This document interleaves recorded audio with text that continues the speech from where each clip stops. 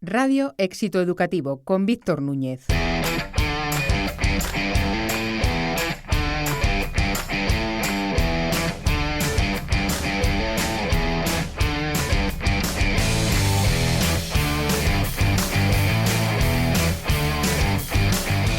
Bienvenidos al programa número 49 de Radio Éxito Educativo, el podcast de los que deciden la educación. En este segundo programa de este 2024 nos adentramos en el fascinante mundo de las matemáticas, una asignatura que ha estado en el centro del debate público debido a los preocupantes resultados de nuestros estudiantes en el último informe PISA. Ante este problema, el presidente del gobierno, Pedro Sánchez, ha anunciado medidas para reforzarla desde tercero de primaria hasta todos los cursos de la educación secundaria obligatoria, reconociendo que es una materia dura de roer. Si es dura o es blanda, y para explorar este tema a fondo, tenemos el honor de contar con un invitado muy especial en nuestro pupitre digital, David Calle. Calle es uno de los profesores más reconocidos en el ámbito educativo, especialmente por su destacado trabajo enseñando matemáticas a través de plataformas como YouTube y por haber fundado Únicos, una comunidad con más de 1 millón de usuarios dedicada al aprendizaje de diversas asignaturas de ciencias, incluyendo matemáticas, física y química, así como otras materias del currículum académico. Además de su labor como educador, Calle es ingeniero de telecomunicaciones, autor de varios libros, divulgador científico, conferenciante y recientemente se ha sumado al equipo del emblemático programa televisivo Cifras y Letras.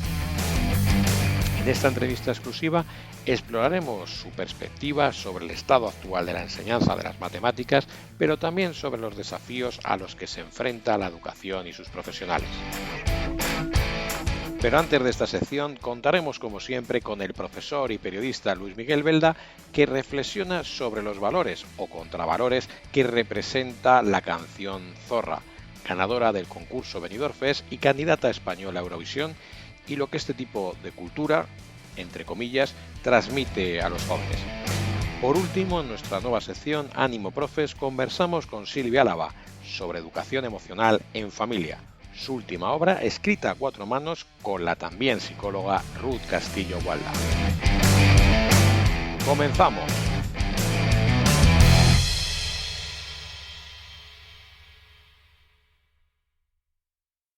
Desde el estrado, una visión global de la educación con Luis Miguel Belda.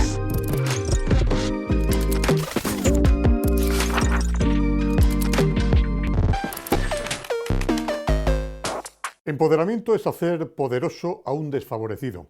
En esto de la educación, nada mejor que dejarse llevar por la Real Academia de la Lengua para analizar, interpretar y hasta entender mejor lo que se dice y se lee por ahí.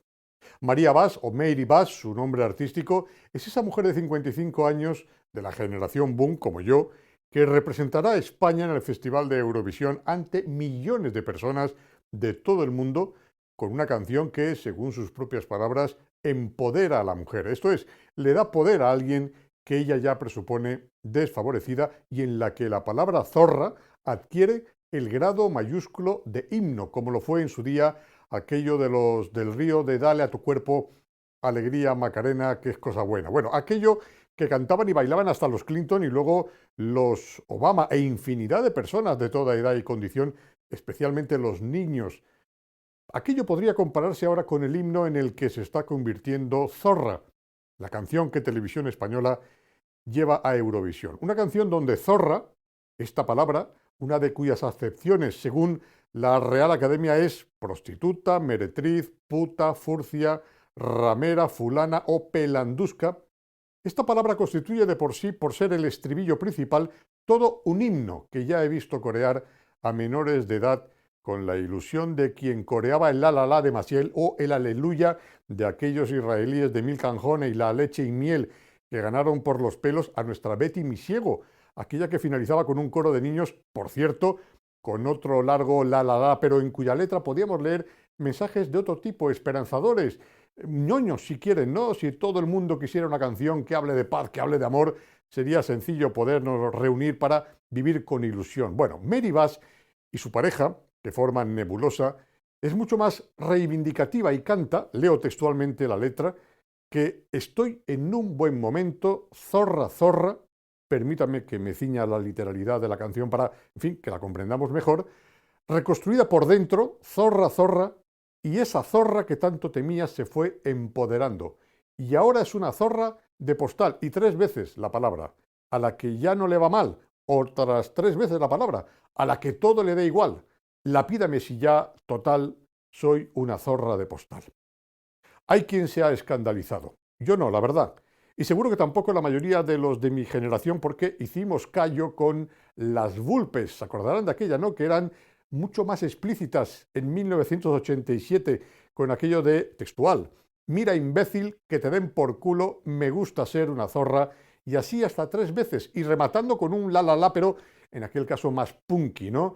El de ay, ay, ay, ay, ay, cabrón. Así terminaba la cosa. Bueno, la letra de Nebulosa es, por comparación con la de las vulpes, poco menos que hasta romántica y melodiosa. El presidente del gobierno ha aplaudido la canción elegida para Eurovisión alegando, cito textualmente, que a mí me parece que el feminismo no solamente es justo, sino que es divertido, lo decía entre sonrisas. Este tipo de provocaciones, dice, tienen que venir necesariamente de la cultura. Y añadió que a la fachosfera le hubiera gustado tener el cara al sol y no la del zorra zorra. Me propuse cuando pensé en este asunto del que casi todo el mundo habla, que no iba a opinar abiertamente sobre lo que me parecía, pero sí que creo que al igual que los que cuando éramos niños oír cantar a grito pelado aquello de me gusta ser una zorra, no creo que hiciera mucho bien al empoderamiento de la mujer en aquella época. Tampoco estoy del todo seguro de que lo haga unos chavales y chavalas de hoy, el que coreen entusiasmados en el patio del colegio lo de zorra, zorra, zorra, porque me da la impresión de que si nosotros en nuestra pubertad y adolescencia inmadura lo de me gusta ser una zorra de las vulpes no lo vimos necesariamente como un canto de libertad, no sé si los de hoy lo verán también como una justa mejora de la figura de la mujer, a la luz, por cierto, de que el machismo entre los más jóvenes no solo no se ha reducido, sino que inexplicablemente ha aumentado. Y no vaya a ser que esto de la zorra de Eurovisión sea más leña al fuego, como lo del derecho a volver de madrugada sola y borracha, lo que, por cierto, no le deseo tampoco a ningún hombre.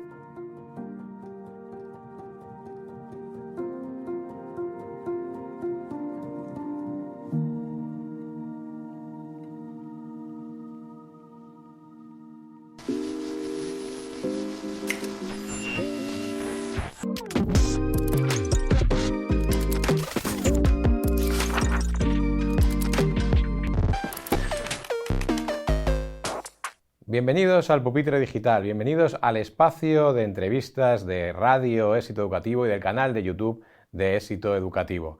Hoy tenemos como invitado a uno de los grandes edu-influencers de España y del mundo hispanoamericano. Tenemos a David Calle, que es un gran divulgador de las matemáticas y de la ciencia, profesor, nominado para Mejor Profesor del Mundo, profesor también de academia y creador de la plataforma Únicos. Bienvenido, David, un placer que estés con nosotros en este nuevo capítulo de Radio Éxito Educativo.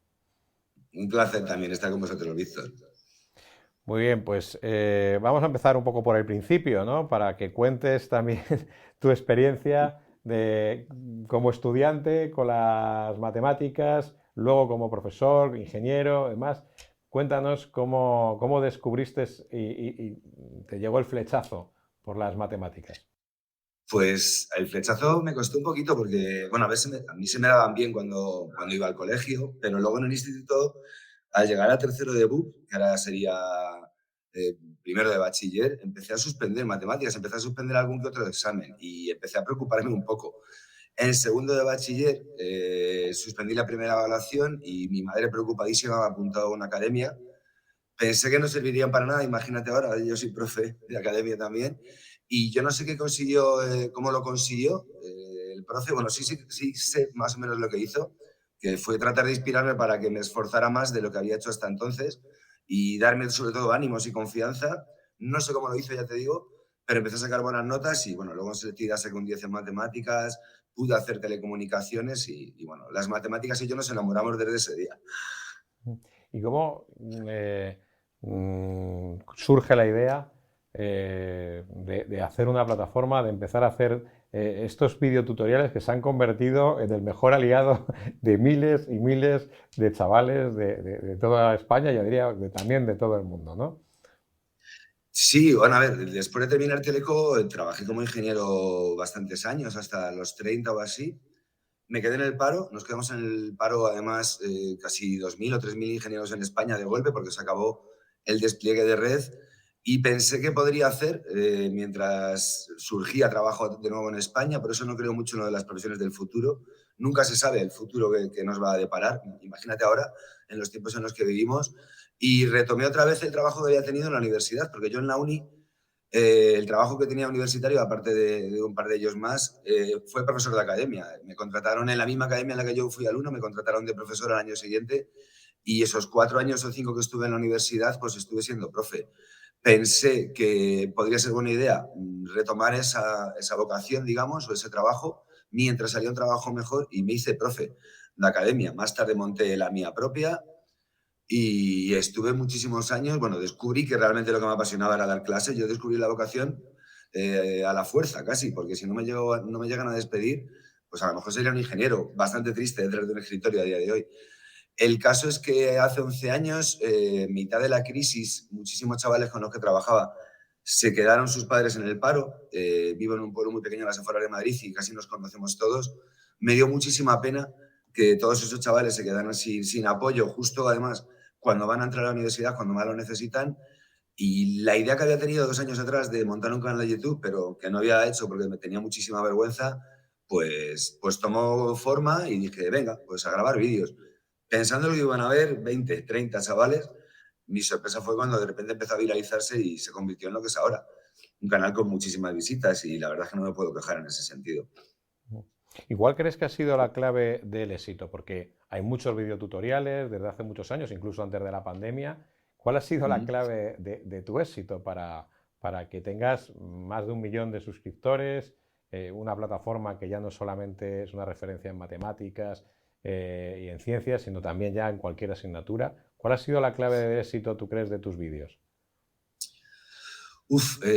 A ver, deberían decirlo quienes me ven, pero bueno, de alguna manera lo que me cuentan es que conseguí ser yo mismo, porque al principio quería hacerlo todo perfecto, quería que las clases fueran perfectas, no quería confundirme en una sola coma, salías incluso muy serio, bastante nervioso, porque yo tengo pánico escénico, ya se me va quitando, afortunadamente.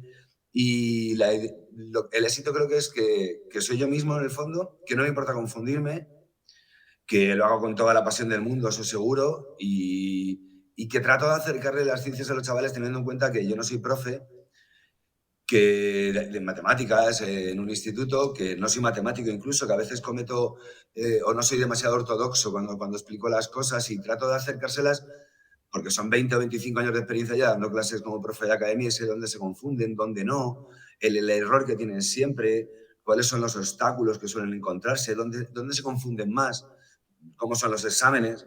Toda esa experiencia, mucha pasión y muy poca vergüenza al final, pues yo creo que ha sido un poco la clave. Y bueno, que no me interrumpen.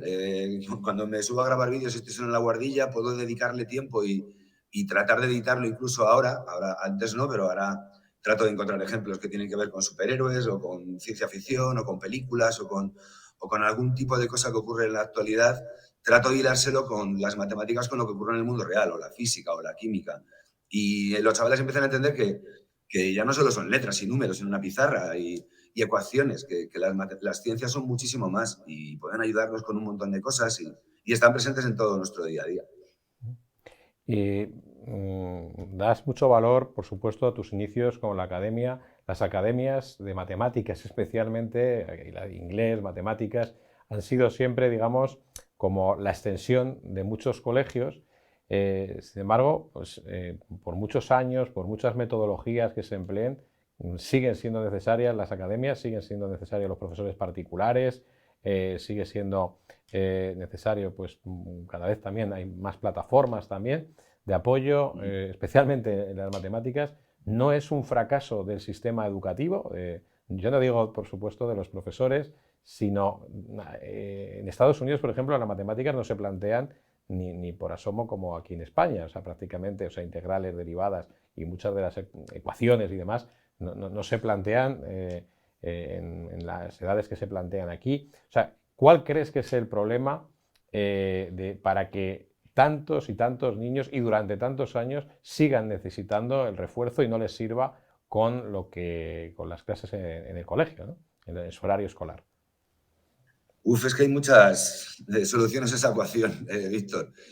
A ver, partiría también del hecho, lo primero, de que hay muchos alumnos en clase. Mi hija en segundo de bachiller, que iba en público, tenía 43 compañeros de matemáticas en segundo de bachiller. El profesor no puede atender a la diversidad de todos esos chavales y atenderles a todos con el mismo ritmo con el ritmo que necesita cada uno de sus alumnos. Es imposible poder hacer eso. Entonces, la atención a la diversidad se complica muchísimo, y más en un mundo en el que los chavales son cada vez más distintos y tienen diferentes ritmos de trabajo y también tienen muchísimas más cosas con las que entretenerse en su día a día.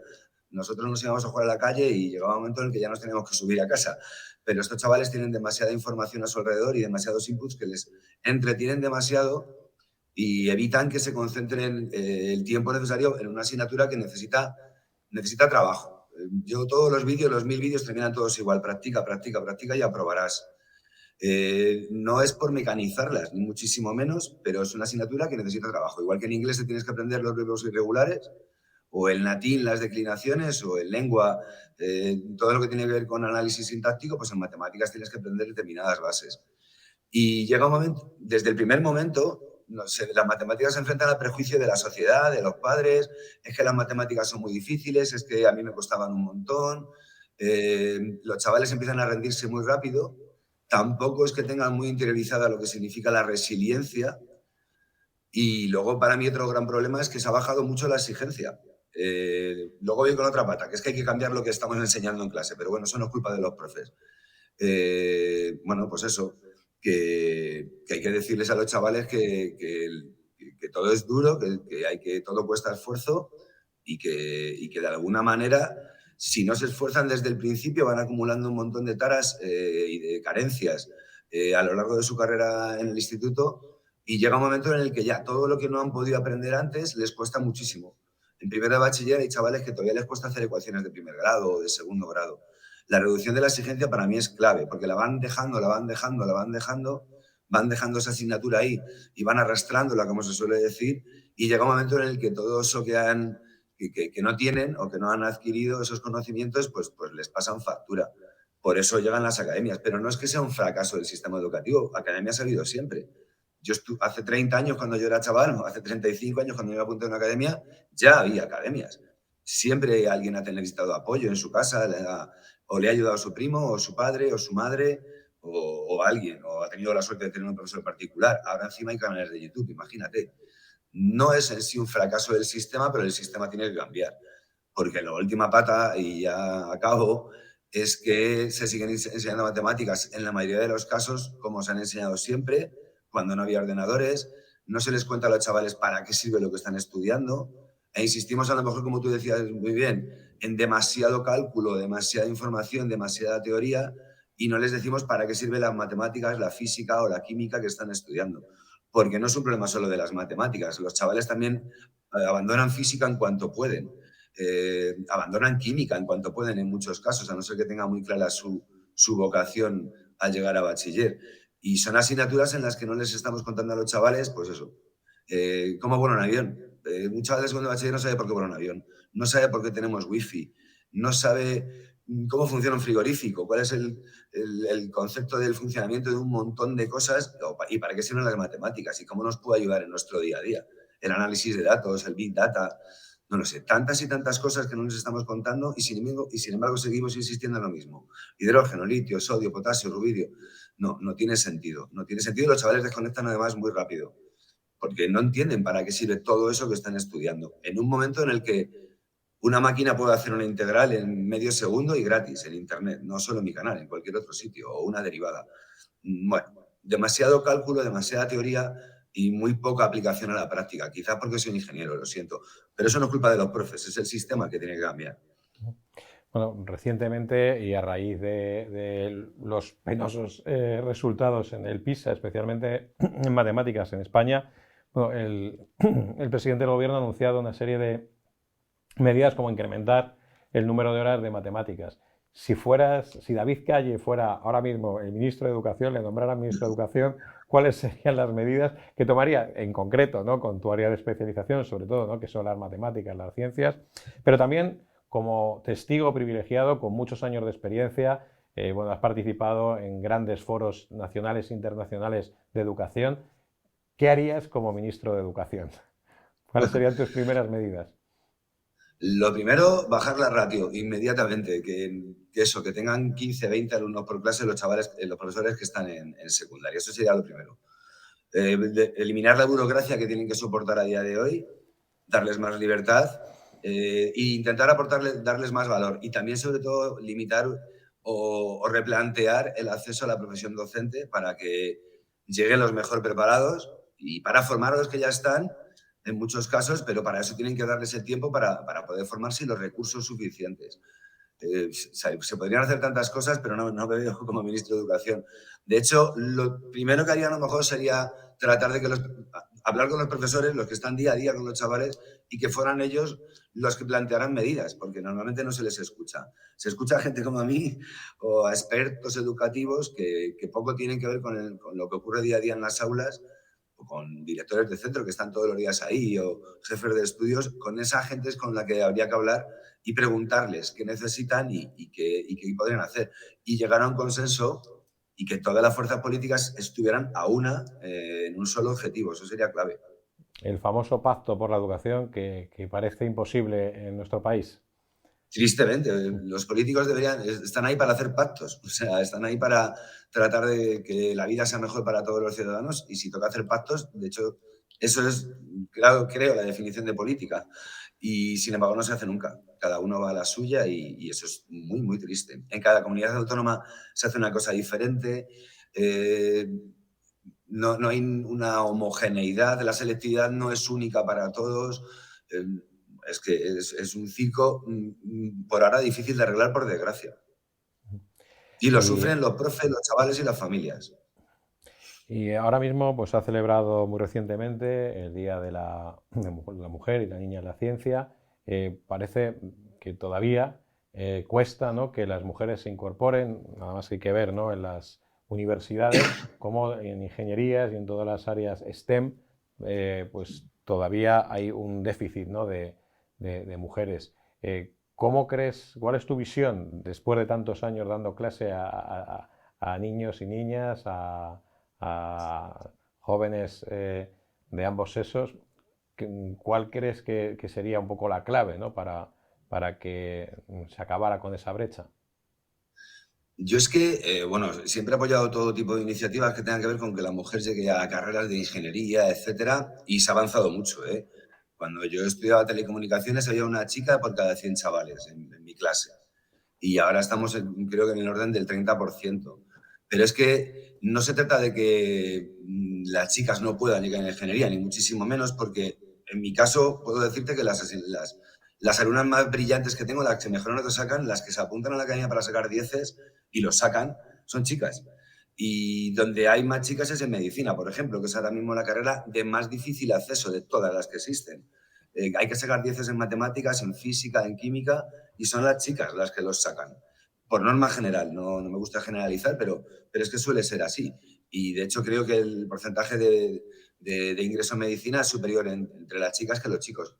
Creo que el problema o el quid de la cuestión, yo no le llamaría problema, es que no les enseñamos, como seguimos insistiendo en lo que te decía antes, de ecuaciones, derivadas y un montón de teoría, y no les contamos para qué sirven las cosas. Las chicas, que no quiero generalizar tampoco, creo que tienen más vocación social que nosotros. Los chicos con 18 años solemos ser más descerebrados.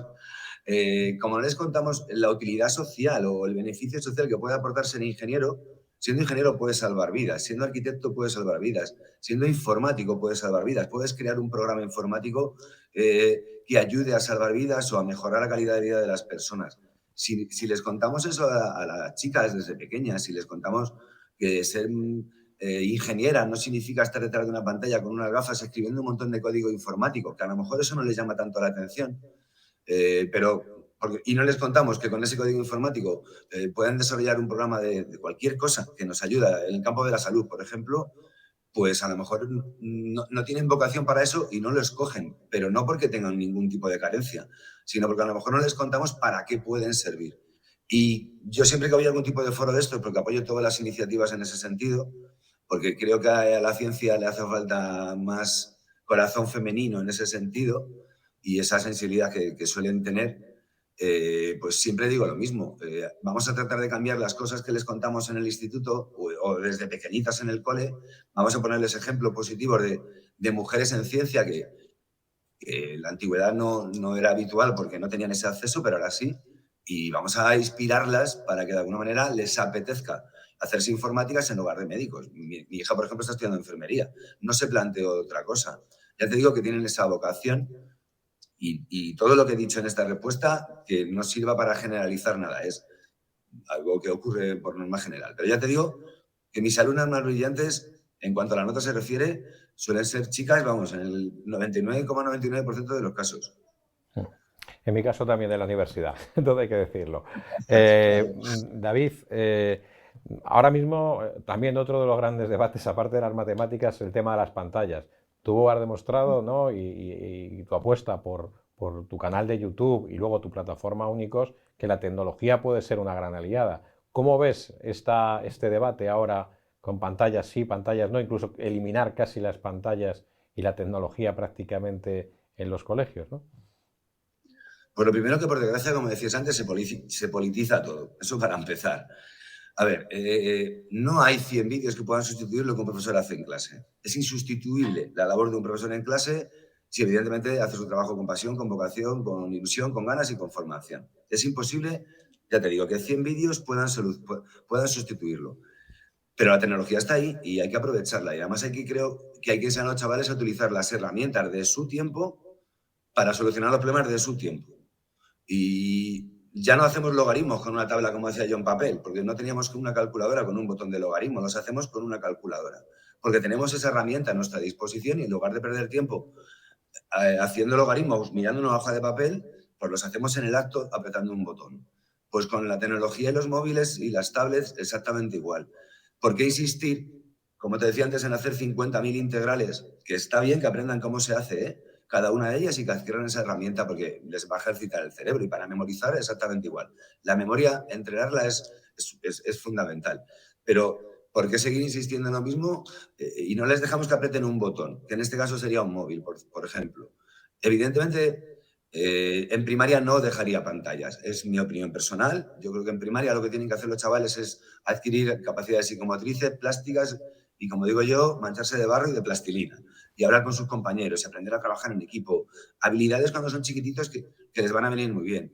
Y adquirir también una capacidad de estudio, etcétera. Pero cuando llegan a secundaria, ¿por qué no dejarles el móvil en clase en algunos contextos controlados, en los que no haya interferencias y no tengan constantemente notificaciones de WhatsApp o de TikTok llegando a sus móviles o a sus pantallas? ¿Por qué no aprovecharlo de vez en cuando en alguna clase para explicarles cualquier cosa? Es que no lo entiendo. No entiendo ese debate. Porque es como si de repente pues, nos dijeran que en secundaria ya no podemos utilizar calculadora científica, ya te digo, para hacer un logaritmo. Y volviéramos otra vez a tener que hacerlos en papel. No tiene ningún sentido. Igual que eso sería descabelladísimo, pues me parece descabellado ahora que no se puedan utilizar en clase y adaptar los contenidos a las posibilidades que ofrece la tecnología. Porque los chavales que ahora mismo están en la clase serán los que trabajen en el futuro. Y las herramientas que van a utilizar tienen que ver con inteligencia artificial, con tecnología, etcétera, etcétera, etcétera. Y no saben utilizarlas. Se vio en pandemia. Los chavales no sabían adjuntar una foto en un email. Son capaces de manejar 50 aplicaciones aplicaciones del móvil, tener TikTok, Instagram y un montón de cosas abiertas a la vez y te quedas flipados con ellos y no sabían adjuntar una foto en un email. O utilizar el Excel para un cálculo básico de cualquier cosa. No sé, creo que es básico que empecemos a cambiar eso. Porque los estamos en la época de mayor digitalización y tecnificación de la historia, tenemos a los alfabetos digitales más grandes de la historia. O sea, que nosotros hayamos utilizar la tecnología de nuestro tiempo mejor que los chavales ahora. Más allá de que en TikTok, Instagram, etcétera, son máquinas. Pero no les dejamos usarla en clase, no la aprovechamos. Bueno, no sé. Ya es mi Bueno, opinión. pero luego les pides hacer un vídeo de TikTok de forma, digamos, Sí. un contenido sobre la asignatura y demás, y ahí la cosa cuesta también. O sea, que Pero fíjate que les efectivamente gusta. saben manejar y usan las redes sociales, pero luego a la hora de generar un contenido como tú comentabas tu propia experiencia, ¿no? O luego adjuntar una foto o utilizar un PowerPoint, cosas que son herramientas bastante sencillas, llegan a la universidad y aquí doy fe y no saben utilizarla, esa tecnología Claro. que aparentemente pensamos que como son nativos digitales y como están todo el día con la pantalla, saben de informática o saben los conceptos más básicos o las funcionalidades más básicas de la ofimática y de las cosas que van a utilizar en su día a día, ¿no?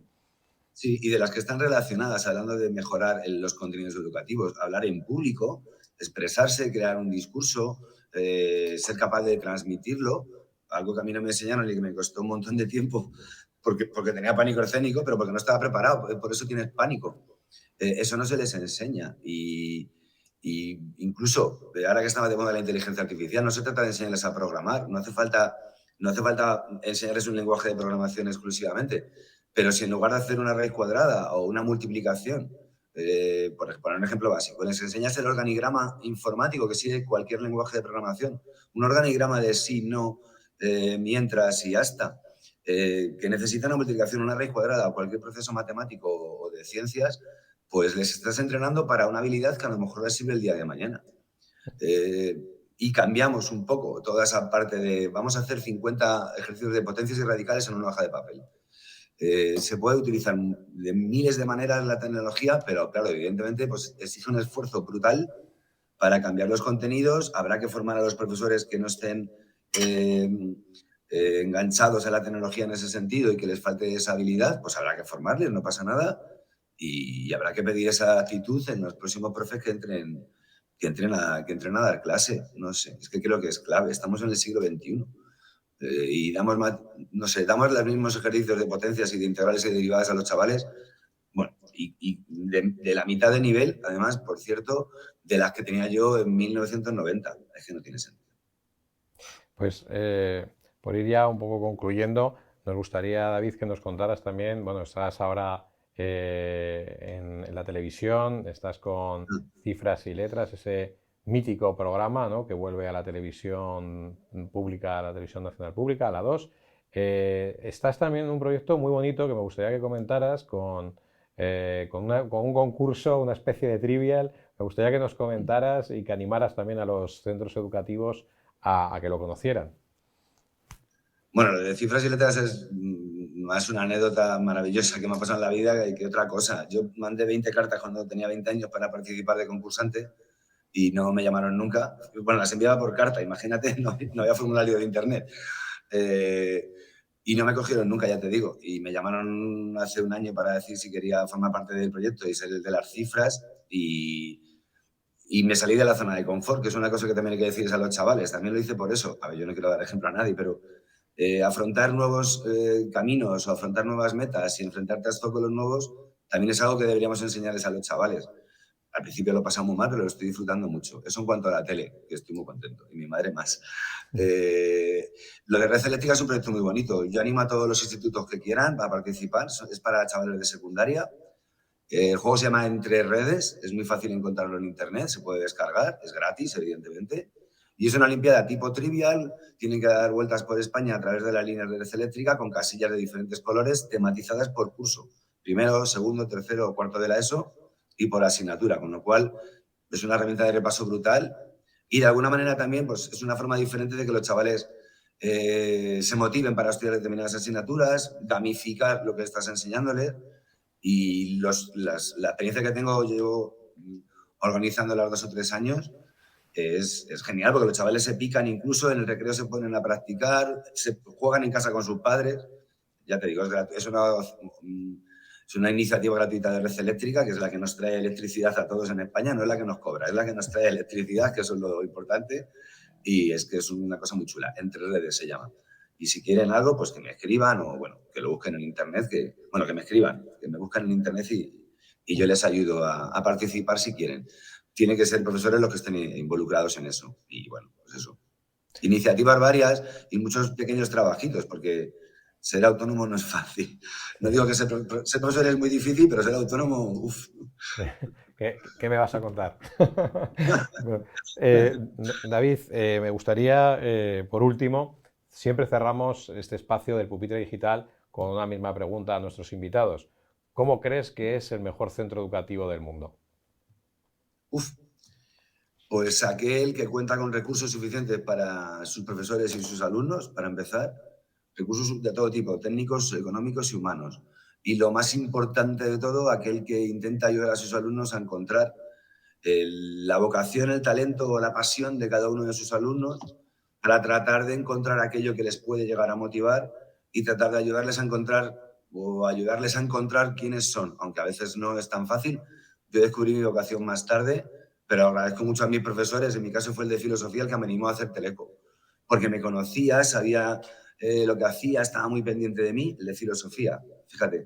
Ese me dijo, tío, hazte teleco, y me llevó a ver a su mujer que era ingeniera y me dijo, no sé, que te ayuden a encontrar ese talento y que puedan estar pendientes de ti, y para eso hacen falta recursos y poder atender a la diversidad de cada chaval. Para mí eso sería maravilloso, porque los chavales muchas veces se pierden y los que más conocen a los chavales son sus profesores, que están con ellos todos los días 4 o 5 horas.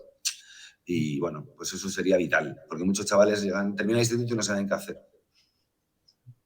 Muy bien, pues David, muchísimas gracias por estar con nosotros en el Pupitre Digital. Te deseamos mucha suerte y mucho éxito con todos tus proyectos y bueno, pues ya sabes que aquí en Éxito Educativo también tienes tu casa y puedes compartir pues todos los proyectos, nuevos libros que seguro que saldrán y bueno, pues aquí tienes tu espacio. David, muchísimas gracias. Cuando queráis, Víctor, ha sido un placer y mucho éxito educativo sobre todo. Muchas gracias. Pues muchas gracias y hasta aquí el programa de Radio Éxito Educativo, del canal de YouTube de Éxito Educativo, con David Calle.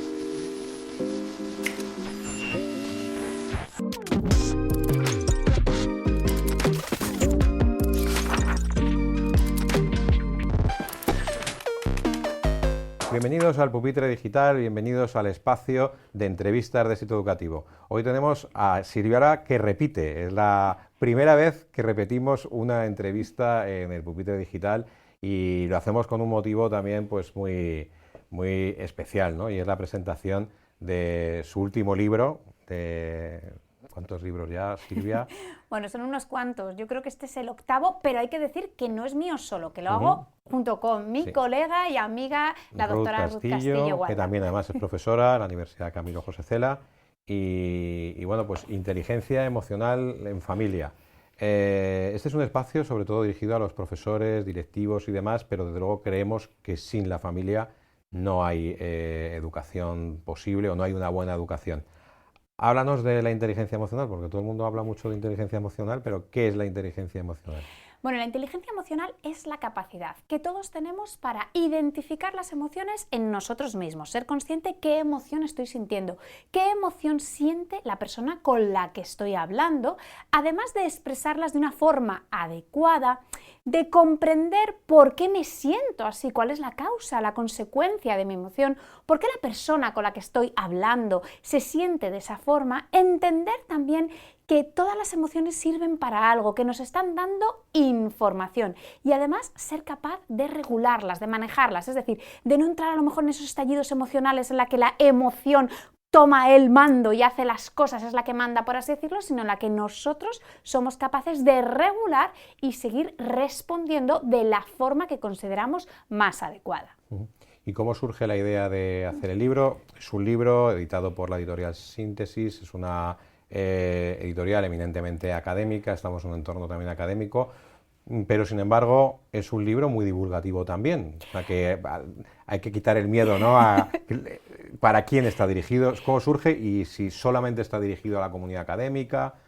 Pues el libro es un libro de una colección específica sobre emociones y sobre inteligencia emocional que está dirigida por Pablo Fernández Berrocal y Rafael Vizquerra, que yo creo que en España en estos momentos pues quizás son las personas que más saben de emociones y de inteligencia emocional, y lo que han querido es recoger en cada uno de los libros, pues hay uno específico de emociones en educación, emociones en empresa, este en concreto es emociones en familia. ¿Para quién va dirigido? Bueno, es verdad que tiene ese corte más académico, que tiene todas las referencias bibliográficas por si alguien quiere ahondar más ese tema, pero es un libro que está escrito de tal forma que todas las personas que quieran saber un poquito más de cómo se trabaja la inteligencia emocional desde la familia puedan leerlo. Está muy indicado para papás, para mamás, pero también para todos los profesores y profesoras que quieran entender cómo puedo trabajar, y también hay ejercicios que se pueden hacer desde el aula y sobre todo aconsejando pues a los padres, a las madres en esas tutorías, porque al final vamos a ser sinceros, la primera persona a la que pregunta un papá o una mamá que está preocupado por algo de la educación de su hijo es el profesor. No se suele ir primero al psicólogo, primero se va al profesor. Y que como profesores tengamos algunas nociones para poder asesorar a las familias también es muy buena idea. Han pasado ya décadas desde Goleman y sigue teniendo, digamos, una presencia importante la inteligencia emocional. Ahora, si lo cruzamos con la educación emocional, que es algo que está, pues por muchas razones, entre las prioridades, ¿no?, de los centros educativos, de los profesores, de la comunidad escolar en general, ¿cómo juntamos ambos conceptos? Bueno, tenemos que saber que Goleman en los años 90 publica ese bestseller de inteligencia emocional, y ¿qué es lo que hace? Que pone en la mesa el decir, señores, señoras, hay que trabajar la inteligencia emocional. Nosotros en el libro no seguimos el modelo de Goleman, ¿vale? Seguimos el modelo de Mayer y Salovey. ¿Por qué? Porque es el modelo que más evidencia científica tiene. De hecho, una de las cosas que sí que hemos querido recoger en este libro es qué es lo que podemos hacer para trabajar, pero desde la evidencia. ¿Qué es lo que nos está pasando muchas veces a niveles de centro educativo? Que es cierto que ya está empezando a aterrizar en las aulas y que cada vez son más los centros educativos que están introduciendo aulas emocionalmente inteligentes y que se empieza a trabajar la inteligencia emocional. Pero ¿qué es lo que está pasando? Que todavía no todas se hacen desde la evidencia científica. Y lo que tenemos que hacer es decir, vale, por supuesto que hay que introducir la inteligencia emocional en las aulas y yo creo que en todos, ¿no?, los estamentos de la sociedad. Pero hay que hacerlo bien, hay que hacerlo desde las cosas que están debidamente probadas que funcionan. Por eso yo creo ¿no?, que en el libro yo estoy especialmente contenta, porque al final creo que hemos hecho muy buen tándem entre Ruth Castillo y yo. Ruth Castillo es la persona, por ejemplo, que trabaja en el Yale Emotional Center aquí en España, para habla ¿no?, en español. Y entonces, ¿qué es lo que pasa? Que todo lo que estamos recogiendo, yo hablo de la parte más práctica, más del día a día, más de la psicología sanitaria, y entonces, ¿qué es lo que pasa? Que todo lo que estamos contando son cosas que están evidenciadas que funcionan, porque si nos están viendo, ¿no?, directores y directoras de colegios, de centros educativos o profesores, sí que hay que decir cualquier cosa que pongas en práctica, fíjate que realmente tenga esa evidencia, ¿no? Porque si no, al final el problema que tenemos es que al carro de la inteligencia emocional, como está de moda, se ha subido mucha gente. Y a veces se han subido personas sin tener la acreditación y decir, es que lo que estamos haciendo funciona. Y es que yo siempre digo que trabajar inteligencia emocional es mucho más de llegar y, venga, me pongo una nariz de payaso, hago malabares. No, que es trabajar con las emociones. Y hay que abrir en ocasiones, bueno, pues determinados melones que si luego tú no tienes una base, incluso, ¿no?, a nivel de sanitario, a nivel de salud mental, te puedes encontrar con cosas que luego no sabemos cómo manejarlas. Luego hay que hacerlo en las aulas, hay que instaurarlo, pero siempre desde la evidencia. Y hablando de evidencia, pues también hay, es justo lo contrario, la ocurrencia, ¿no? y vemos cómo en muchos centros educativos, en torno a la educación emocional, pues se están introduciendo pues mindfulness, que bueno, ahora también está de moda la disciplina positiva, todo lo que es disciplina positiva. Cómo realmente un centro educativo, como un director que quiere implementar realmente una política o una estrategia, mejor dicho, seria de bienestar emocional, puede saber discernir lo que es evidencia y lo que es ocurrencia y lo que es moda también, ¿no? Que muchas veces la ocurrencia va unida a las modas, ¿no? Claro, fíjate, si es que el mindfulness, si lo haces bien, o la educación en positivo y la disciplina positiva, si lo hacen bien, tiene mucha evidencia que funciona. Pero ¿cuál es el problema? Bueno, pues que a veces no se hace todo lo bien que debería. Entonces, yo creo que aquí sí que es muy importante que exijamos a los profesionales que realmente van a impartir esa información, que estén acreditados para poder impartirla, ¿no? O sea, que no sea simplemente... Es que con el mundo de las emociones a veces lo que nos pasa es, bueno, es que como yo he sentido eso, como yo he pasado eso, pues entonces, ¿qué es? Y a mí me ha valido, pues lo voy a hacer yo para todos. Mira, es que a ti te haya valido no significa que esto esté validado para toda la población. De hecho, incluso hay muchas veces que tú tienes que hacer trajes a medidas, porque lo que te vale para un alumno no te vale para otro, lo que te vale para un centro educativo no vale para otro. ¿Por qué? Porque son características a lo mejor muy diferentes en los diferentes centros educativos, entre los diferentes alumnos. Luego es muy importante que esas personas sí que estén acreditadas, porque yo lo he vivido y yo lo he pasado, si es que es verdad, todos sentimos emociones, pero eso no significa que tengas la formación en inteligencia emocional para poder impartir estos cursos, que además tienen que estar, lo que hemos dicho, ¿no?, validados, y hay muchos programas que están muy bien hechos y que se pueden impartir. ¿Y en qué edad sería conveniente, tanto en la familia como en la escuela, empezar a trabajar con inteligencia emocional? Pues yo te diría que desde el mismo día que ha nacido, ¿no?, ese niño, esa niña. Es más, incluso a veces empezamos antes, porque ya durante el embarazo pues vamos leyendo cosas, vamos viendo cosas, ya es un cuidado diferente el que hace esa mamá. Bueno, pues intenta llevar una vida lo más sana posible, no tomar ninguna sustancia que pueda ser tóxica. Luego hay que hacerlo desde el minuto cero. De hecho, ya sabemos, por ejemplo, ¿no?, que es muy importante empezar con los bebés, que tú puedes llegar a decir, pero con los bebés, ¿qué hago? Tengo que enseñarles y decir, mira, esta es la emoción de no sé qué, esta es no sé qué, clases teóricas. No, con los bebés, ¿qué es lo que se hace? Pues, por ejemplo, está muy estudiado con los bebés que lo que mejor predispone luego a desarrollar inteligencia emocional es ese diálogo tónico, el mommy talk, ¿no?, que se habla con el, ay, ¿cómo está mi bebé? Con mucha hueca, con muchos signos de interrogación. Vamos introduciendo todas esas emociones, mucho contacto físico. ¿Qué es lo que pasa? Cuando luego ya tenemos a los niños un poquito más mayores, pues lo vamos acompañando desde las aulas, trabajando el reconocer las emociones.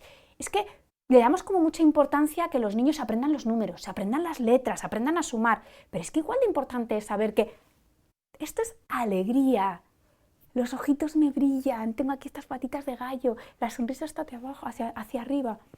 Esta es la tristeza. ¿Para qué sirve la alegría? ¿Para qué sirve la tristeza? ¿Para qué sirve el enfado, el asco? Todo eso es muchísimo mejor si lo vamos acompañando no solamente desde la familia, sino si además lo hacemos desde las aulas. Y uno de los temas que lógicamente a mí más me han llamado la atención es todo lo que tiene que ver con la comunicación. Pues habláis de conceptos como comprensión emocional, vocabulario emocional.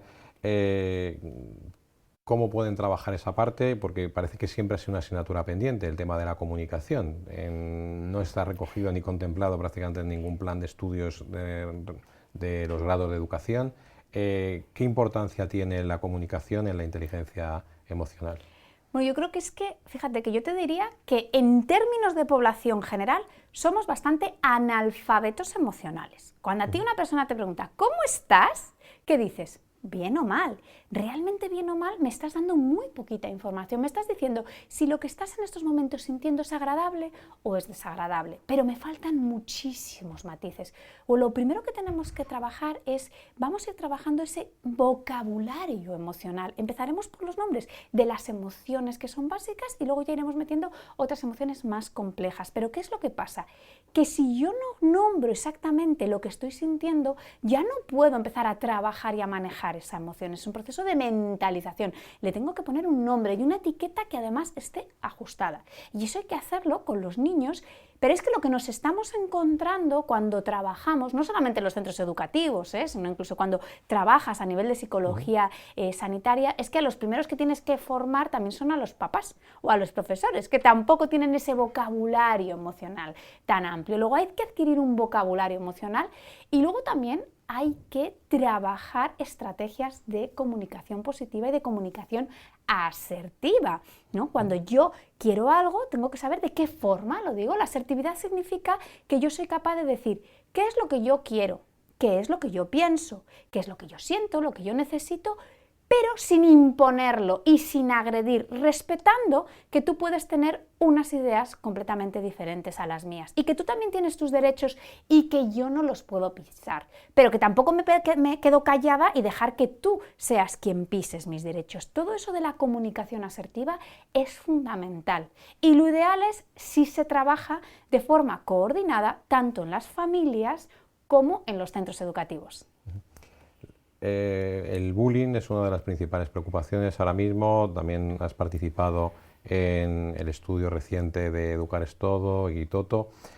¿Cómo puede ayudar la inteligencia emocional también a la prevención del acoso, el ciberacoso y bueno, esta lacra que tanto preocupa a centros y familias? Pues fíjate, Víctor, que me encanta que me hagas esta pregunta, porque precisamente sabemos que cuando tú haces esas intervenciones de inteligencia emocional en los centros educativos, ¿qué es lo que vemos? Que se baja la prevalencia del bullying. Al final, cuando tú trabajas en inteligencia emocional, estás trabajando con el aula completo y lo que estás trabajando muchísimo es la empatía, la capacidad de ponerme en el lugar del otro. Si conseguimos que nuestros alumnos sean empáticos y que se den cuenta que cuando yo falto al respeto a alguien, esa persona está sufriendo, y además todos lo saben y el resto les hemos envalentonado para que lo paren y decir no puedes seguir por ahí porque estás haciendo daño a alguien, es la práctica que sabemos que más evidencia tiene para frenar el bullying. Y además hay que complementarlo con lo que decíamos antes de esa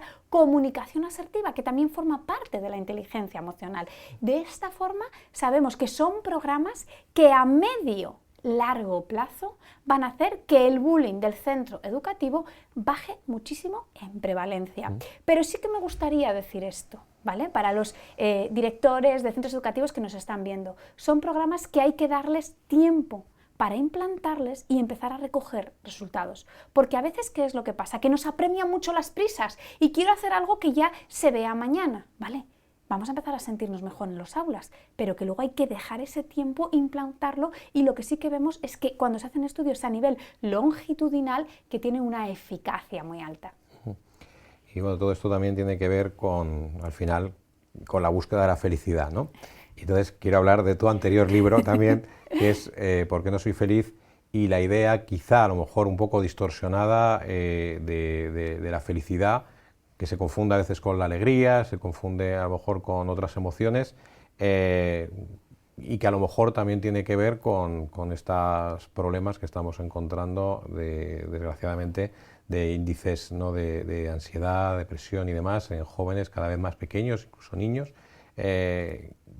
¿Cuál es tu idea sobre también la felicidad o el concepto que se introduce muchas veces también desde los medios, desde las redes sociales y que puede aportar también la inteligencia emocional? Pues fíjate que es que ya lo has dicho tú, es que el problema es que hemos confundido la emoción de la alegría, ¿no?, que es una emoción que es verdad que a todos nos gusta mucho sentir, en la que sube nuestra energía, es muy agradable, con lo que es la felicidad. Si pretendemos estar a gusto, sintiendo emociones agradables, estando haciendo lo que me gusta, las 24 horas del día, los 7 días en la semana, que es un poco lo que nos vende ahora la sociedad, que es ser feliz, ¿qué es lo que pasa?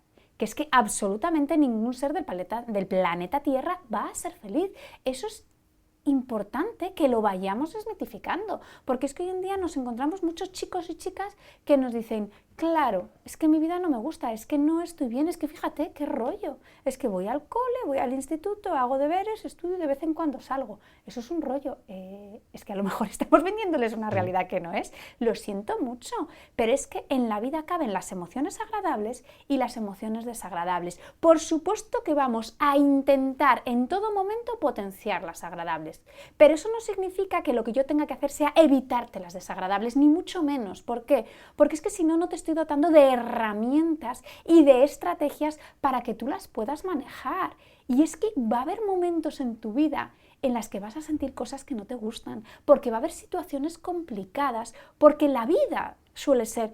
No, a mí me gusta muchísimo una frase de Mafalda que dice, la vida es linda Lo malo es que muchos confunden lo lindo con lo fácil.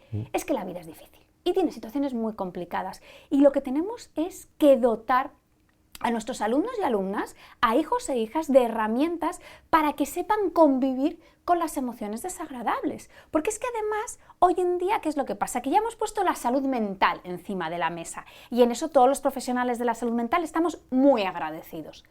Pero es que nos estamos pasando un poquito, es decir, parece que es que si no estoy sintiéndome bien, si no tengo bienestar emocional, si no estoy alegre, tengo un trastorno de salud mental. No, perdona, no tienes ningún trastorno de salud mental. Es que tengo ansiedad en los exámenes. Ahí va.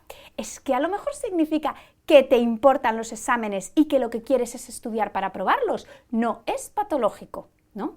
Es que estoy triste porque me ha dejado mi pareja. Claro, es que si a ti te importaba esa pareja y estabas enamorada, es normal que lo estés pasando mal. Incluso francamente mal, ¿no? Que las rupturas duelen muchísimo, pero eso no significa que tengas un trastorno, que tengas una depresión. Para tener un trastorno ya tienes que cumplir una serie de criterios diagnósticos que son muy específicos. Entonces, hay una frase que digo mucho y es que vivimos en una sociedad que en cierto modo patologiza la normalidad, pero luego normaliza la patología y con esto tenemos que tener muchísimo cuidado y seguramente, ¿no? que yo creo que la gente que está en los centros educativos que nos están viendo se lo va a ver muy reflejado en las aulas. Es algo que creo que este fin de semana escuchaba en la radio las canciones y las series que veíamos los niños en los años 80, donde Heidi pues sufría un desgarro emocional tremendo, Jack y Nuka habían matado a su mamá Osito, bueno, que nos criamos con una serie de dramas y súper dramáticos. Marco buscando, el pobre, por favor, a la madre. Buscando a su madre. Además, siempre estaba la figura de la madre, que es lo más desgarrador que puede tener. Y Bambi. Y bueno, yo creo que no estamos, o quizás sí, no lo sé, pero, o sea, que toda esa hiperprotección que ahora cualquier cosa es políticamente incorrecta, cualquier cosa puede traumar al niño, cualquier cosa hay que evitarle, bueno, quiero que me gustaría que me dieras tu visión sobre la famosa generación de cristal también, o si quizá todo está de evitar cualquier clase de mala noticia, de situación negativa, no está generando pues chavales que también vemos como profesores que tienen una capacidad o una falta, ¿no?, de resistencia, ¿no?, al fracaso, a la frustración, pues a un nivel bastante bajo, ¿no? Pues fíjate, de lo que has dicho me voy a quedar con dos cosas. La primera es esa burbuja de sobreprotección. Sabemos que los niños cuyos padres tienen un estilo educativo más sobreprotector, es decir, que les meten en esa burbujita para que no sufran, para que no se frustren, para que no les pasa nada, desarrollan muchas menos competencias emocionales. ¿Por qué? Porque al final no le estás enseñando a manejar la frustración. Eso de, ay, no, que no se frustre, ¿qué es lo que pasa? Que el día que hay una frustración no sabe manejarla, no sabe tolerarla. Por eso es importante permitirles que se frustren. No frustrarles gratuitamente, que no tiene nada que ver con eso, sino que yo estoy a tu lado y te acompaño en la gestión de esas emociones desagradables, porque ya sabemos que la sobreprotección es el principal enemigo a la hora de desarrollar inteligencia emocional. Y me queda un dato más de los dibujos que has mencionado antes. Fíjate, ya no solamente, ¿no?, las desgracias que pasaban los pobrecillos ahí, protagonistas de los dibujos, sino, ¿tú te acuerdas a qué velocidad se movían los dibujos? ¿Con qué velocidad se movía Heidi? Sí, muy lento. ¿Con qué velocidad volaba la abeja maya de flor en flor? Se tomaba su tiempo. Hoy en día, incluso si te hacen un restyling de la abeja maya, ¿cómo vuela? No vuela a la velocidad que volaba en los 80, ni tan siquiera vuela, ¿no?, a una velocidad normal. Los dibujos de los niños son muy rápidos, son estímulos que cambian tan rápido, tanto a nivel visual como auditivo, que el proceso de atención sostenida ya no lo tiene que hacer el niño o la niña, sino que lo hace la pantalla sola. Luego no estoy desarrollando atención, pero tampoco desarrollo tolerancia a la frustración, porque las cosas las quiero ya. No quiero la flor, y no estoy esperando a que la abeja vuele. Y cuando llego y apago la pantalla, iba a decir apago la televisión, pero es que los niños tampoco los ven en televisión, vamos a ser hoy, ¿no? Vamos a ser realistas, lo están viendo en una pantalla, ¿vale? Entonces, ¿qué es lo que pasa? Que cuando apagan y vienen al mundo real, el mundo real es aburrido, porque es que nos movemos muy despacio. las cosas tardan en pasar. Y hay que esperar. Entonces, ¿qué es lo que pasa? Que hay que educar también en ese saber esperar. Entonces, con esto yo no quiero decir que es que no tengan que ver los dibujitos, que es que tengan que desaparecer, ¿no?, del todo las pantallas, pero sí es decir, tiene que haber un compendio. Y tenemos que enseñarles a esperar y desarrollar ese autocontrol. Porque es que además sabemos que es uno de los mayores predictores de éxito en la vida. Hay un experimento muy famoso, el de Waldner-Mislov, ese famoso test de la golosina, el marshmallow test, que lo que les decían era, mira, aquí tienes esta golosina, si quieres puedes comértela ahora, pero si quieres puedes esperar y cuando yo vuelva entonces en lugar de una tomarás 2 golosinas. Y entonces, ¿qué es lo que pasa? Que ese estudio se hizo porque lo que se quería investigar era, vamos a ver las estrategias de demora de recompensa que tienen los niños y las niñas, para ver cuáles, aquellos que no se comían las golosinas, ¿qué es lo que hacían? Pues generalmente hacían elementos de distracción, pero lo que se dieron cuenta es que esto es un estudio longitudinal y como tenían a los niños en el mismo cole, en el mismo centro educativo, lo habían hecho con 4 años y les volvieron a medir cuando iban a llegar a la universidad. ¿Y qué se encontraron? Que aquellos que no se habían comido la golosina sacaban mejores notas, lo que serían el equivalente a la EBAU, a la prueba de acceso a la universidad, que tenían más amigos y de más calidad, que consumían menos drogas, fumaban menos, bebían menos. Luego les vigilaron también cuando eran adultos jóvenes, se dieron cuenta que los que no se comieron la golosina tenían mejores puestos de trabajo, menos rupturas matrimoniales, más éxito, por así decirlo, en la vida. Y luego cuando se hizo un tercer momento de evaluación, que ya se había introducido, ¿no?, las pruebas de neuroimagen y se vio si había diferencias a nivel cerebral, se vio que esa diferencia sí que existía y que aquellos que no se habían comido la golosina de pequeños tenían esta zona de aquí, del lóbulo prefrontal, muchísimo más desarrollada. Entonces, ¿qué es lo que sabemos? Que si tenemos un niño y una niña que con 4 años se come la golosina, no está todo perdido, ni va a ser delincuente, ni va a estar en bandas, pero lo que hay que hacer es, con más motivo, implementar esta educación emocional, implementar la inteligencia emocional, y por eso es tan interesante y tan importante que podamos implantarlo en equipo, tanto desde las familias como desde los centros educativos. Pues desde luego, desde el Instituto Educativo vamos a hacer todo lo posible por ayudar y seguir aportando herramientas. Y esto me da pie para la última pregunta, que es que nos presentes. Hoy prácticamente estamos presentando también tu sección en podcast, Ánimo Profes.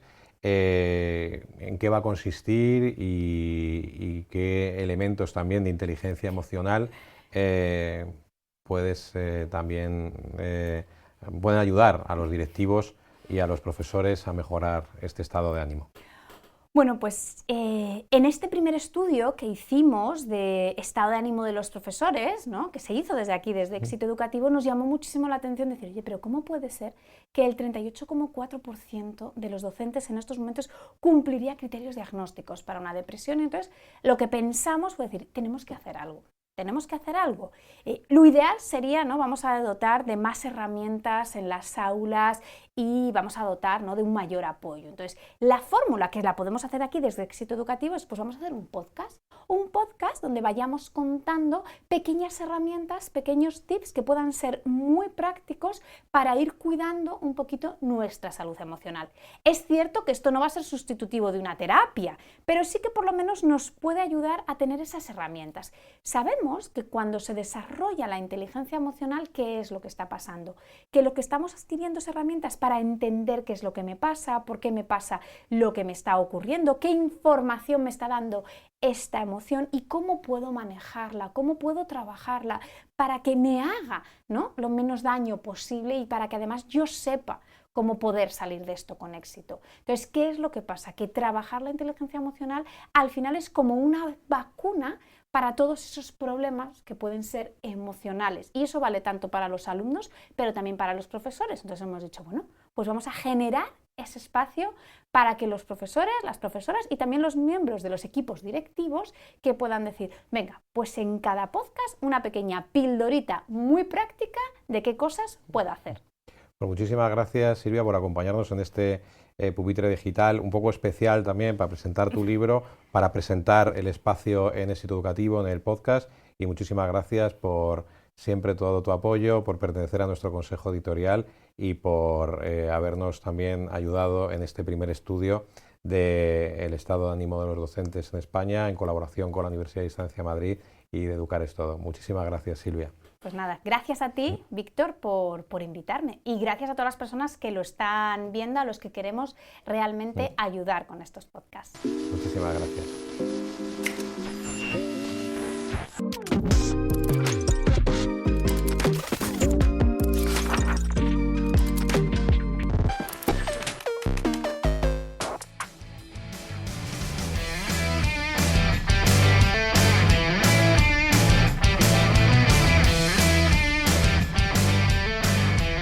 Y hasta aquí el programa 49 de Radio Éxito Educativo. Un cordial saludo de parte de Víctor Núñez y de todo el equipo que hacemos Éxito Educativo. Nuestro agradecimiento a todos los técnicos del estudio de Udima Media y a nuestros patrocinadores School Market, primera agencia de marketing educativo en España, y al grupo CEF Udima. Os recordamos que nos podéis seguir a diario a través de exitoeducativo.net y nuestras redes sociales. También podéis escucharnos en las principales plataformas de podcast y en nuestro canal de YouTube.